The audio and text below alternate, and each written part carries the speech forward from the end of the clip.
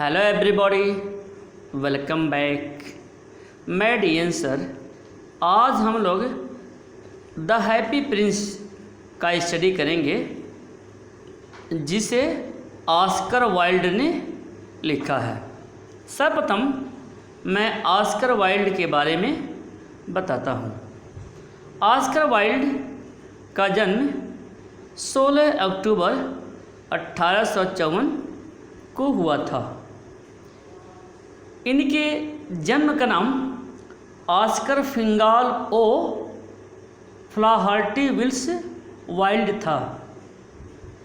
इनके पिता आँख और कान के जाने माने सर्जन थे, जबकि इनकी माता उस समय की एक प्रसिद्ध लेखिका और कवयित्री थीं।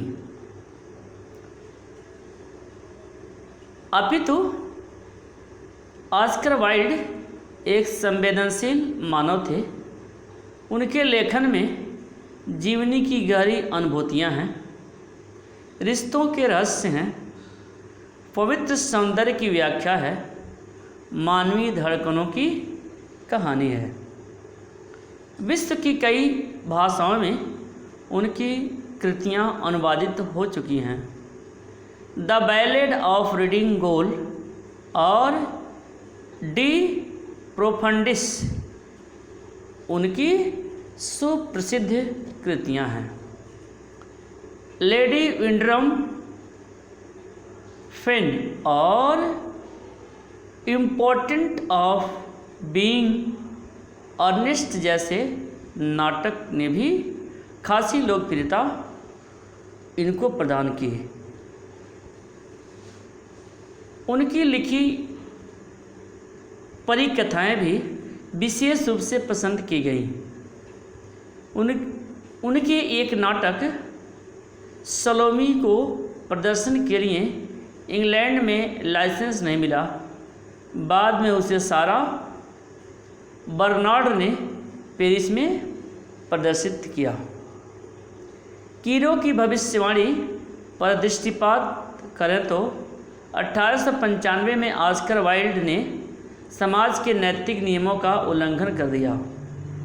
फलस्वरूप समाज में उनकी अब तक अर्जित प्रतिष्ठा, मान सम्मान और सारी उपलब्धियां ध्वस्त हो गईं। यहाँ तक कि उन्हें 2 वर्ष का कठोर कारावास भी भुगतना पड़ा। जब ऑस्कर वाइल्ड ने अपने सौभाग्य के चमकते सितारे को डूबते हुए और कीर्ति पताका को झुकते हुए देखा, तो उनके धैर्य ने जवाब दे दिया। अब वे अपने उसी गौरव और प्रभुता के साथ समाज के बीच खड़े नहीं हो सकते।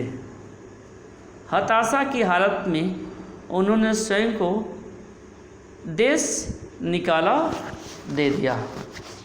वे पेरिस चले गए और अकेले गुमनामे ज़िंदगी गुजारने लगे। कुछ वर्षों बाद 30 नवंबर 1900 को पेरिस में ही उनकी मृत्यु हो गई। उस समय उनके पास कोई मित्र नहीं था।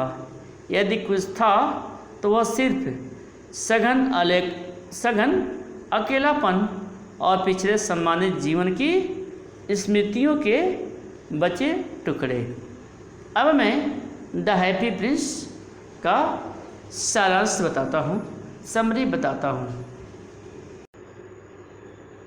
यह एक प्रसन्न राजकुमार की कहानी है। नगर के एक उच्च स्थान पर एक लंबे स्तंभ पर प्रसन्नचित्त राजकुमार की प्रतिमा थी। यह प्रतिमा सोने की पतली पत्तियों से चारों ओर से ढकी हुई थी। उसकी आँखों की जगह 2 चमकीले नीलम लगे हुए थे। उसकी तलवार की मूठ पर एक लाल लगा हुआ था। जब राजकुमार जीवित था तब वह अपने महल में आराम से रहता था। उसके दरबारी उसे प्रसन्नचित्त राजकुमार कहा करते थे, अतः वह नहीं जानता था कि आंसू क्या होते हैं। अपने चारों ओर इस मूर्ति ने भूख और दुख देखा। लोग निर्धन थे और खाने के बिना जीवन बिताने को मजबूर थे। इस दशा को देखकर राजकुमार की मूर्ति दुख से चिल्ला पड़ी।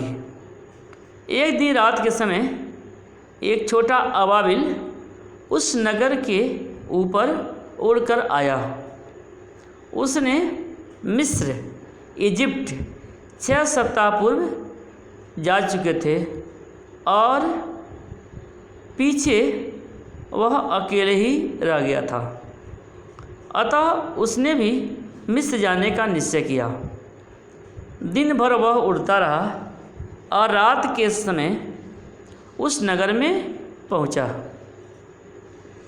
अबाबिल ने राजकुमार की मूर्ति को देखा। उस स्थान को सुरक्षित समझकर उसने वहाँ रात व्यतीत करने का निश्चय किया।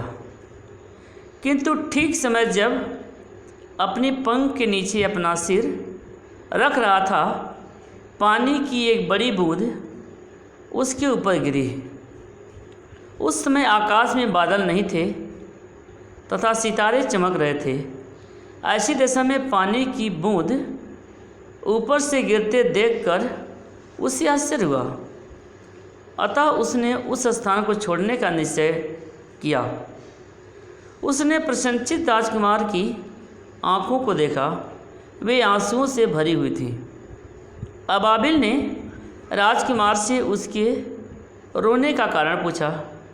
राजकुमार ने कहा, जब मैं जीवित था और मेरे पास मानवीय हृदय था, तब मुझे ज्ञात नहीं था कि आंसू क्या होते हैं। मेरी मृत्यु के पश्चात लोगों ने मुझे इस ऊंचे स्थान पर स्थापित कर दिया है, ताकि मैं नगर के लोगों की पीड़ा देख सकूं। राजकुमार के निवेदन पर अबाबिल एक दर्जिन के पास गया। उस दर्जिन का पुत्र बुखार से पीड़ित था और वह अपनी माता से संतरे मांग रहा था। उसकी निर्धन माता उसके लिए संतरे नहीं खरीद सकती थी। अबाबिल उस निर्धन स्त्री के घर पहुंचा। उसने राजकुमार द्वारा भेजा हुआ लाल एक मेज पर रख दिया और पंखों से उस बीमार लड़के को हवा की। तब वह लड़का शांतिपूर्वक सो गया। राजकुमार ने अबाबिल को एक नाटककार के पास एक नीलम लेकर भेजा।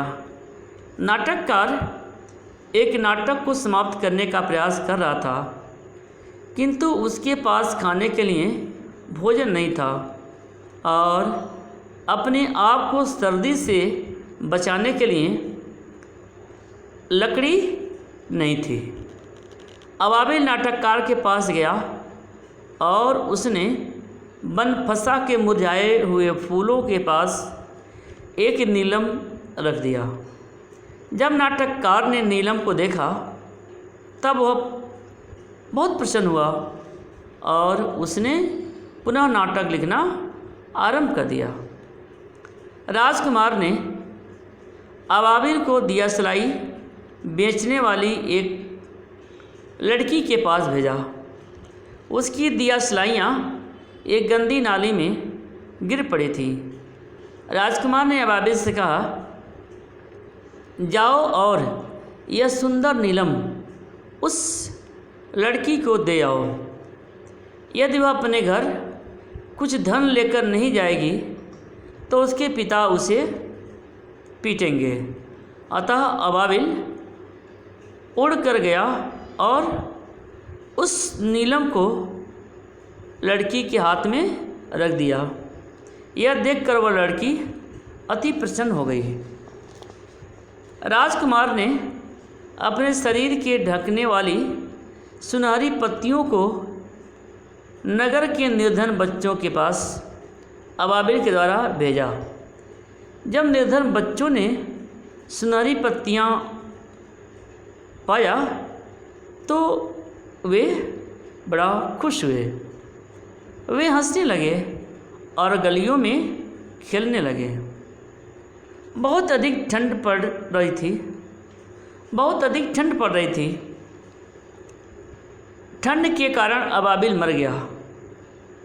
अबाबिल की मृत्यु पर राजकुमार का हृदय फट गया। नगर के मेयर ने राजकुमार की टूटी हुई मूर्ति को देखकर उसे उस स्थान से हटाने का आदेश दिया। अतः उस मूर्ति को कूड़े के उस ढेर पर फेंक दिया जहाँ पर पहले से ही मृतक अबाबिल पड़ा हुआ था। ईश्वर ने अपने एक देवदूत को नगर की 2 सबसे बड़ी कीमती वस्तु लाने के लिए कहा। देवदूत ईश्वर के पास 2 वस्तुएं, राजकुमार का शीशे का हृदय तथा मृतक अबाबिल लाया। ईश्वर ने देवदूत से कहा, तुमने ठीक प्रकार से वस्तुओं को चुना है। यह अबाबिल स्वर्ग के मेरे बाग में सदैव गीत गाता रहेगा और सुनहरे नगर में यह प्रसन्नचित्त राजकुमार सदैव मेरी प्रशंसा करता रहेगा। अब मैं लाइन बाय लाइन इसकी मीनिंग बताता हूँ। The happy Prince was a beautiful statue, मतलब प्रसन्नचित्त राजकुमार एक सुंदर मूर्ति थी। He was covered with gold, वह सोने से आच्छादित था। वह सोने से कवर्ड ढका हुआ था, यानी सोने से आच्छादित था। He had sapphires for eyes, उसकी आँखों के स्थान पर नीलम लगे हुए थे। सफायर्स नीलम। And a ruby in his sword, और उसकी तलवार में रूबी लाल मणि लगी थी। Why did he want to part with all the gold that he had and his precious stones, वह अपने सारे स्वर्ण, वह अपने ऑल द गोल्ड सारे स्वर्ण और प्रीशियस स्टोन मूल्यवान हीरो को क्यों छोड़ना चाहता था। देखिए story. High above the city on a tall column stood the statue of the happy prince. देखिए, high above the city on a tall column, मतलब कहा जा रहा है कि प्रसन्न राजकुमार की मूर्ति एक ऊंचे स्तंभ पर, टॉल कॉलम ऊंचे स्तंभ पर, नगर में बहुत ऊंचाई पर खड़ी थी। He was gilded all over with thin leaves of fine gold, मतलब वह सोने के वक्स से आच्छादित था।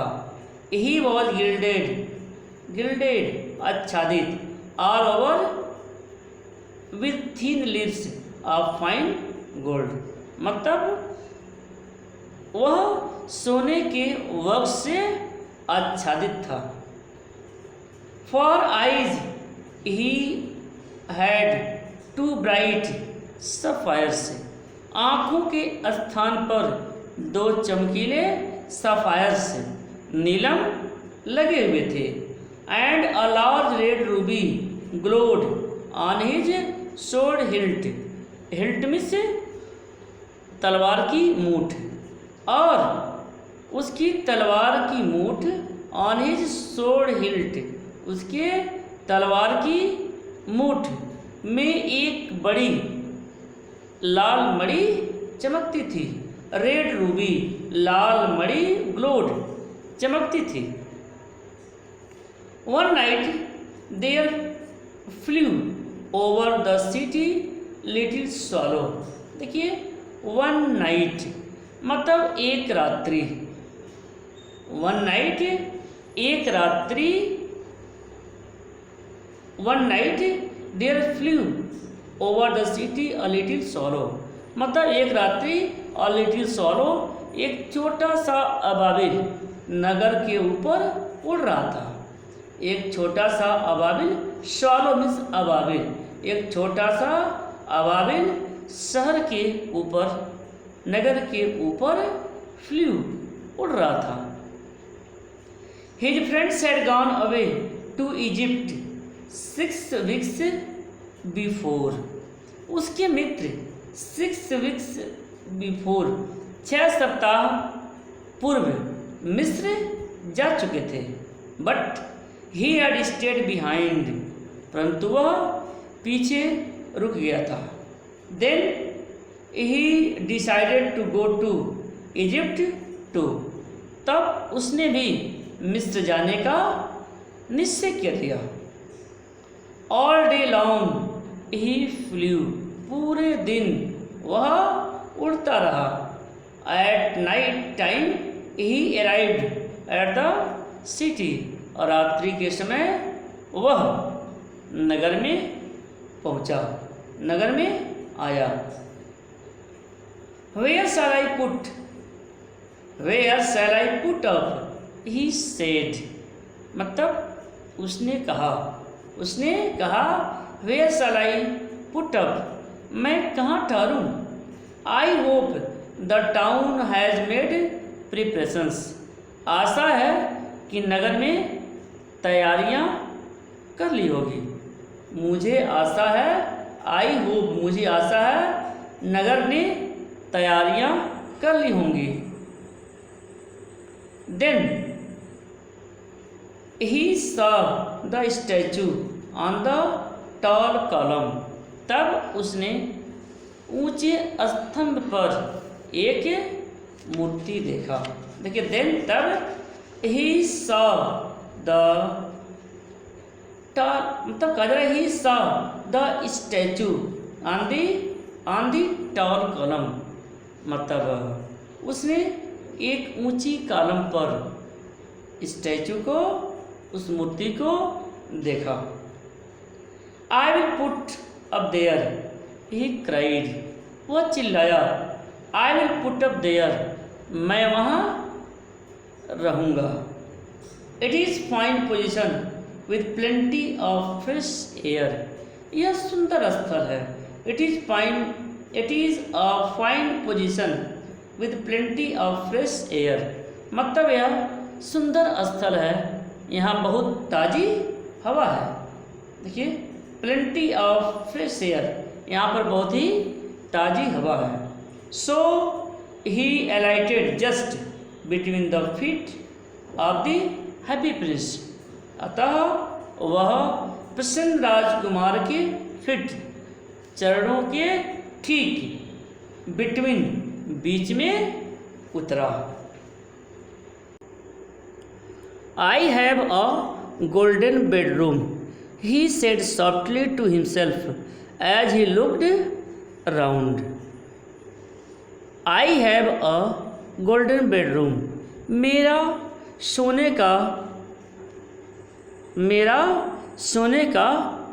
कक्ष है, अर्थात मेरे सोने का कक्ष स्वर्णिम है। I have a golden bedroom, मतलब मेरे सोने का कक्ष गोल्डन, स्वर्णिम है। He said softly to himself as he looked round, चारों ओर देखते हुए उसने धीरे से हिमसेल्फ अपने मन में कहा। And he prepare to go to sleep, और वह सोने के लिए तैयार हो गया। But just as he was putting his head under his wing, लेकिन जैसे ही वह अपने पंखों के नीचे अपना सिर रख रहा था, a large drop of water fell on him, उसके ऊपर पानी की एक बड़ी बूंद गिरी। देखिए, a large drop of water fell on him, मतलब जैसे ही वह सोने की तैयारी में था कि पानी का एक बड़ा बूंद उसके ऊपर गिर पड़ी। व्हाट अ क्यूरियस थिंग, क्या विचित्र बात है। क्यूरियस, विचित्र। ही क्राइड, वह बोला, there is not a single cloud in the sky, आकाश में एक भी बादल नहीं है। The stars are quite clear and bright, तारे बिल्कुल साफ और चमकीले हैं। स्टार्स आर क्वाइट, बिल्कुल साफ और चमकीले हैं। एंड इट इज़ रेनिंग, और तो भी बारिश हो रही है। देन अनदर ड्रॉप फेल, दूसरी बूंद पड़ी। देन तब दूसरी बूंद भी उसके ऊपर पड़ी। What is the use of a statue if it can not keep the rain off, he said, उसने कहा, मूर्ति का क्या लाभ है। What is the use of statue, मूर्ति का क्या लाभ है यदि वह वर्षा से रक्षा नहीं कर सकती। I must look for a good chimney pot and he determined to flee away.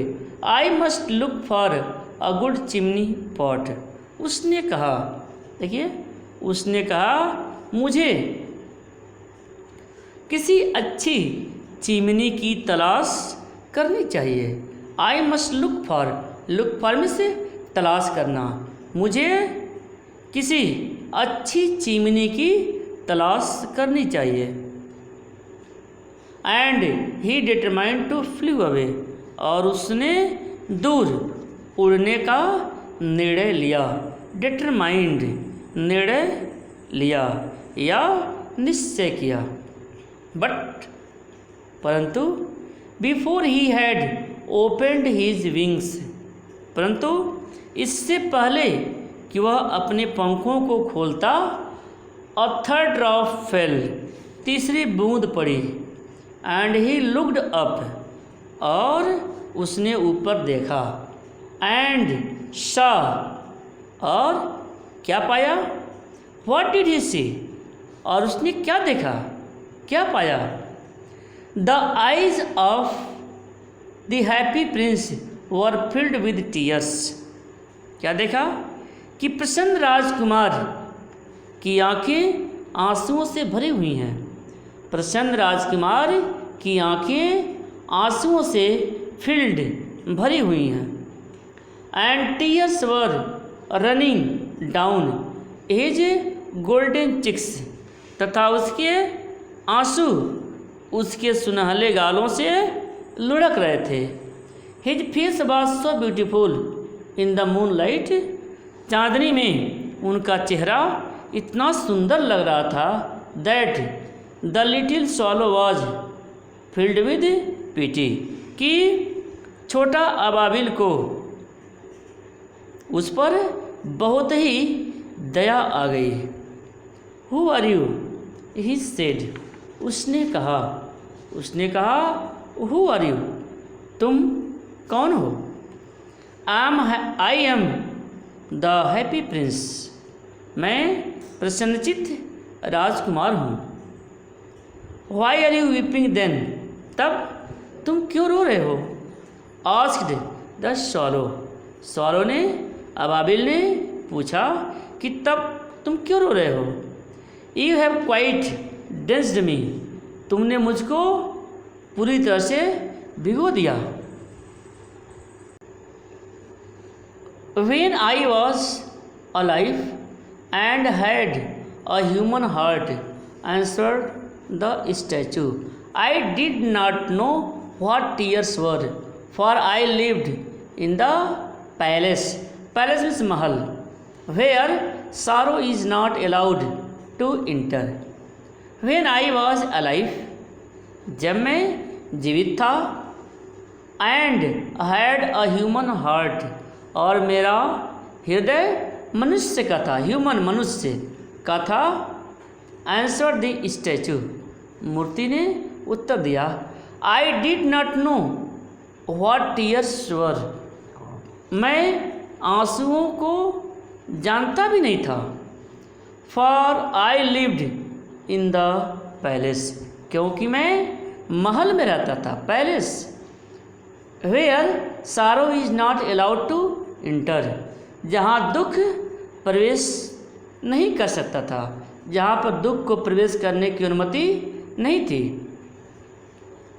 My courtiers called me the happy prince, मेरे दरबारी मुझे प्रसन्न राजकुमार कहा करते थे। कोर्टियस दरबारी, कोर्टियस में से दरबारी, मेरे दरबारी मुझे प्रसन्न राजकुमार कहा करते थे। And happy indeed I was, और वास्तव में मैं प्रसन्न था, इंडिड वास्तव में मैं प्रसन्न था।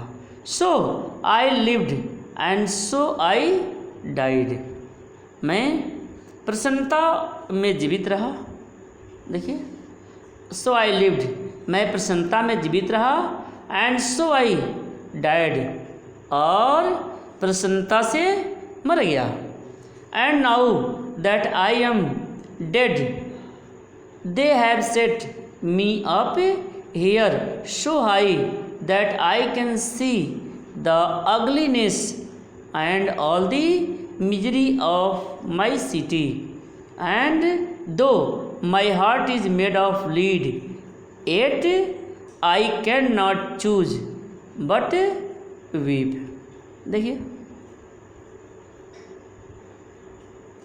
and now that I am dead, तब उसने कहा कि चूँकि अब मैं मृत हूँ, मैं मर चुका हूँ।